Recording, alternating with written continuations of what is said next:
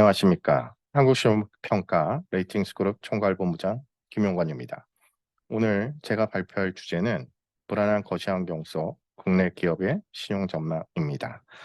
주요 아젠다는 첫 번째, 2023년 국내 기업의 신용등급 트렌드, 두 번째로는 국내 크레딧 마켓 현황과 거시경제 환경, 세 번째는 국내 기업의 최근 실적 분석, 그리고 마지막으로 주요 산업의 2024년 신용 전망과 모니터링 요인입니다. 첫 번째입니다. 2023년 국내 기업 신용등급 트렌드에 대해서 말씀드리겠습니다. 글로벌 경기 위축, 수요 부진, 부동산 경기 침체 등 영향으로 23년에도 신용도 하향 우위가 지속되었습니다.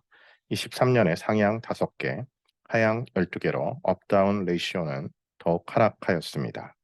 등급 전망 조정까지 포함할 경우에도 21년, 22년에 개선 우위를 이어가지 못하고 비율이 하락하고 있습니다. 향후 국내 기업의 신용도 방향성을 가늠할 수 있는 등급 전망 부여 현황을 살펴보면 23년 9월 말 기준 포지티브 아웃룩은 16개, 네거티브 아웃룩은 21개 업체로 네거티브 아웃룩이 많습니다. 일부 긍정적 요인도 존재하지만 산업 전반적으로는 수요 부진 및 삼고의 부정적 요인 영향이 우세한 상황으로 향후에도 신용도 하향 우위는 이어질 것으로 보입니다. 두 번째로 국내 크레딧 마켓 현황과 거시경제 환경 부분입니다. 먼저 기업 부분의 회사채 발행 추이입니다. 19년, 20년, 21년에는 상고 하저 기조 하에 회사채 발행 규모가 이전 대비 크게 증가한 바 있습니다. 22년에는 급격한 금리 상승과 레고랜드 사태로 인한 금융시장 불황 등으로 회사채 순상환이 이루어졌으나 23년에는 차환 수요와 기준금리 상승세 둔화 등으로 다시 순발행 기조로 전환되었습니다. 단 10월부터는 금리 상승 영향으로 발행 시장이 다시 위축된 상황입니다. 회사채 함유물이 일반적이기 때문에 19, 20, 21년에 대규모 회사채 발행은 22, 23, 24년에 만기 도래 물량에 영향을 미치고 있습니다. 시장 상황이 녹록치 않은 면이 있으나 24년의 만기 도래 물량을 감안하면 상고하저 발행 기조가 유지되며 24년 상반기에 대규모의 회사채 발행이 있을 것으로 예상됩니다.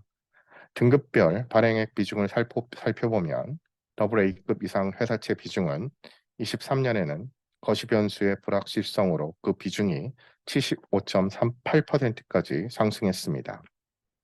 거시 변수의 변동폭이 축소되는 등 시장 예측성이 개선되지 않는다면 향후에도 이러한 상황이 이어지면서 A급 이하 회사채 발행 시장 여건은 좋지 않을 가능성이 높습니다.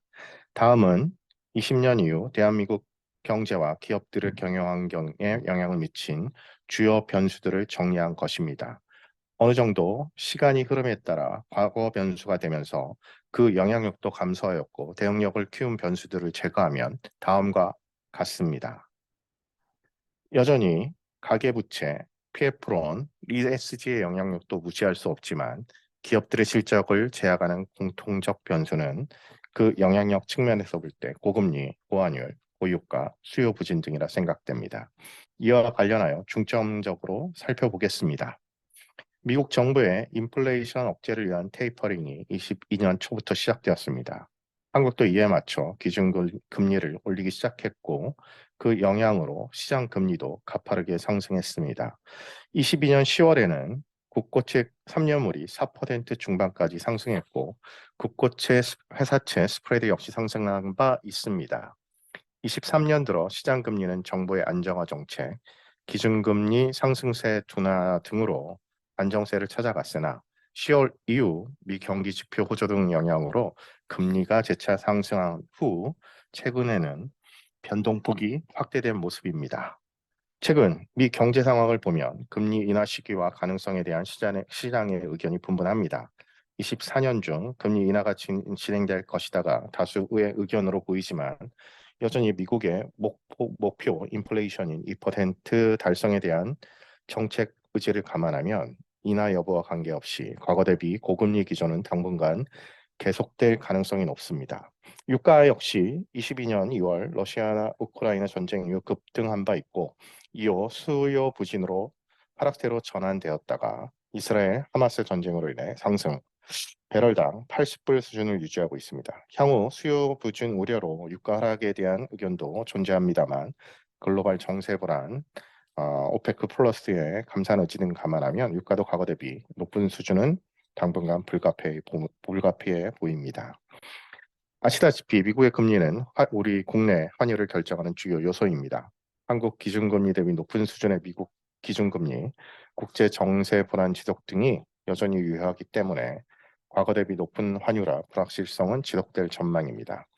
앞서 설명드린 거시 변수의 불안정한 모습으로 글로벌 경기의 불확실성도 확대되었습니다.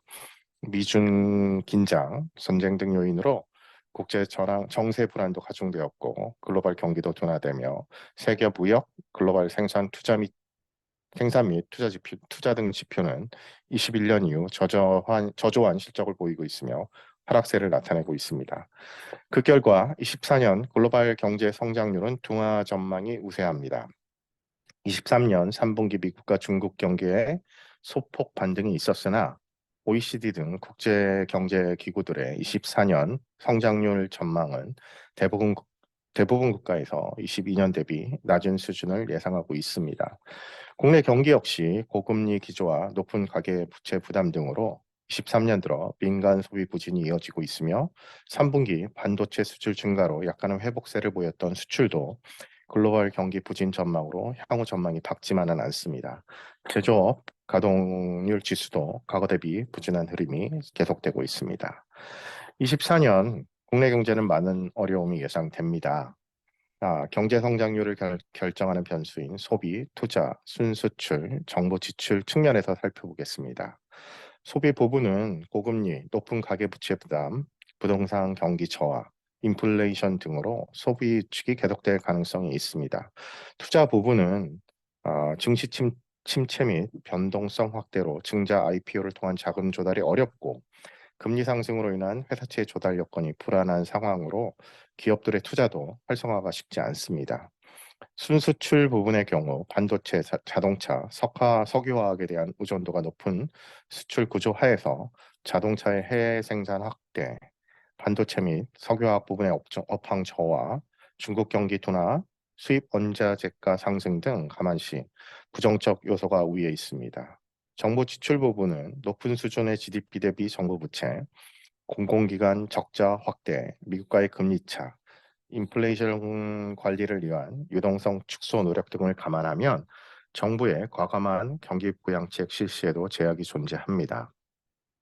따라서 2024년 국내 경기 전망은 좋지 않을 가능성이 높습니다.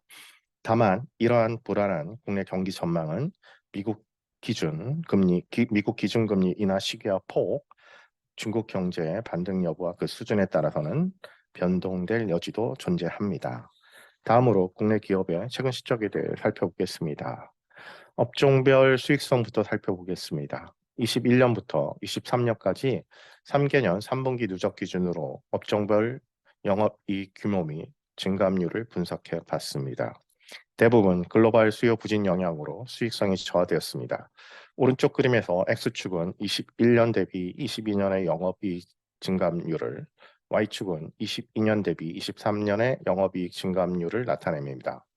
오른쪽 상단이 2개년 연속 개선된 업종입니다. 왼쪽 하단이 2개년 연속 수익성이 저하된 업종으로 건설, 석유화학, 디스플레이, 철강 등이 해당됩니다.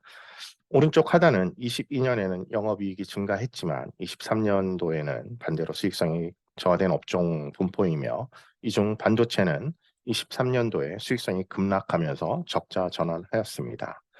수익성 저하 업종을 더 살펴보면 건설은 분양 경기 저하, 원가 상승, 고금리 등으로 수익성 하방 압력이 지속되었고 석유화학, 디스플레이, 반도체는 모두 수요 부진으로 인한 마진 축소가 실적 저하의 주 요인이었습니다. 반도체의 경우 업계 감산 노력 등 요인으로 최근 분기 적자 폭이 줄어들었고 제품 마진 개선세가 나타나는 등 턴어라운드 기대감이 생기고 있으나 아직까지는 여러 불안 요인이 존재합니다. 수익성 개선 및 회복 업종으로는 자동차, 조선, 호텔 면세, 상영관 등이 있으며 해당 업종의 이러한 추세는 24년에도 이어질 가능성이 높습니다. 다음은 순차입금 에비타를 중심으로 업종별 재무 커버리지에 대해 살펴보겠습니다. 고금리 환경하에서 산업 전반의 순차입금은 증가 추세가 지속되었고, 앞에서 말씀드린 바와 같이 상당수 업종의 수익성 저하도 병행되면서 22년 말 대비 23년 고말 기준 순차입금 에비타 지표는 대부분 업종에서 상승했습니다. 한 가지 다행스러운 건 이전 호황기에 축적된 자본과 잉여 현금을 바탕으로 상당수 업종의 에비타 순차입금은 아직까지 약 3배 이하라는 것입니다. 오른쪽 그림에서 X축은 에비타 증가압률을, Y축은 순차입금 증가압률을 보여줍니다. 오른쪽 상단이 에비타는 증가하고 순차입금은 감소한 업종으로 상영관, 호텔 면세, 자동차, 부품이 해당됩니다. 물론 호텔 면세와 상영관은 팬데믹 당시 증가한 재무 부담과 아직은 완전히 회복되지 않은 수익성으로 순차입금 에비타 지표는 여전히 높은 수준입니다. 왼쪽 하단은 에비타는 감소하고 순차입금은 증가한 업종으로 정유, 디스플레이, 해운, 건설, 반도체 등이 분포되어 있습니다. 석유, 화학의 경우 유가 상승 레깅 효과로 에비타는 소폭 증가했으나 순차입금은 전년 대비 35%가량 크게 증가한 것으로 나타났습니다. 업황 개선이 쉽지 않은 상황에서 다각화를 위한 대규모 투자가 계속되고 있는 석유, 화학업계의 순차입금 에비타 지표 상승은 계속될 가능성이 있습니다.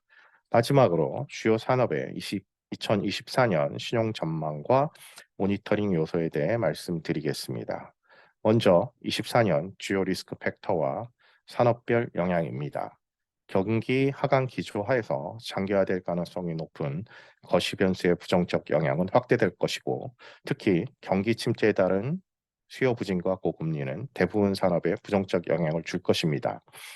환율은 수출 비중이 높은 산업에게는 일부 긍정적인 측면도 존재합니다. 각 리스크 팩터에 대한 산업별 영향은 표와 같습니다. 지금까지의 논의를 기반으로 24년 한시평의 산업별 인더스트리 아웃룩과 크레딧 아웃룩은 다음과 같습니다. 디스플레이, 석유화학, 건설의 경우 인더스트리 아웃룩이 비우호적이며 크레딧 아웃룩 역시 부정적입니다. 유통은 수요 부진, 철강은 전방 산업의 침체 및 중국 영향 등으로 인더스트리 아웃룩이 비우호적이나 유통은 양호한 재무 안축력, 철강은 우수한 재무 안정성 감안시, 크레딧 아웃룩은 안정적입니다. 한국 및 조선의 경우 인더스트리 아웃룩은 중립적이나 실적 개선과 그에 따른 재무 부담 축소 추세 등을 감안하면 크레딧 아웃룩은 긍정적입니다. 작년 말과 올 상반기에 등급 또는 전망이 조정되었음에도 불구하고 여전히 인더스트리 아웃룩이 비우호적이고 크레딧 아웃룩 역시 부정적인 산업인 석유, 화학과 건설에 대한 주요 이슈와 모니터링 요소를 살펴보겠습니다. 석유화학은 22년부터 중국의 대규모 설비 준공에 따른 공급 과잉과 경기 위축에 따른 수요 부진, 고유가로 인한 원가 상승 등으로 다운사이클 국면이 지속되고 있습니다. 업계의 수익성을 가늠할 수 있는 지표인 에틸렌 나프타 스프레드의 경우 BP가 톤당 300불 수준인데 유가가 크게 상승한 22년 이후 스프레드가 톤당 300불 이하인 상태가 지속되면서 실적 저하의 골이 깊어지고 있습니다.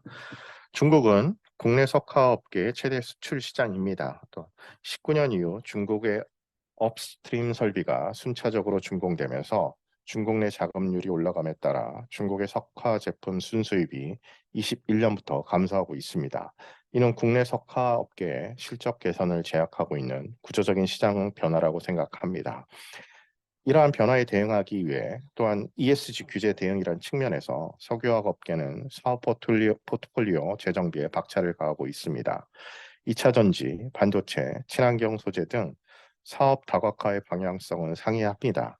변화를 위한 대규모 투자가 필요하고 그에 대한 대규모 재원 조달 역시 필요한 상황이지만 지금 현재 실적 저하가 맞물리면서 석유화학 업체들의 신용도 하향 조정이 이루어졌고 향후에도 투자 성과와 재무 부담 관리라는 측면에서 신용 상향 중점 점검이 필요할 것입니다. 정리하면 석유화학은 공급 부담은 향후 다소 완화될 전망이나 중국 및 글로벌 수요 약세, 고유가 기조 등 감안시 산업 전망은 비우호적입니다. 이에 주요 제품별 수급 상황 및 스프레드 추이, 유가 수준, 중장기적으로는 업체별 사업 다각화 성과와 그 관련 투자 및 재무 부담 통제 수준이 주요 모니터링 요소로 보고 있습니다. 건설업입니다. PF가 전 금융권에 걸려 있고 그 규모도 상당하기 때문에 건설업은 23년에 이어 24년에도 가장 큰 이슈 업종이 될 것입니다. 23년 9월 말 기준 주요 건설사의 PF 보증 규모는 28조 원입니다. 착공 및 분양 지연으로 본 PF 전환을 통한 해소가 쉽지 않은 상황이고 차원 과정에서 시공사 시용 보강 요구도 증가하면서 건설사의 PF 보증 규모는 계속 증가하고 있습니다.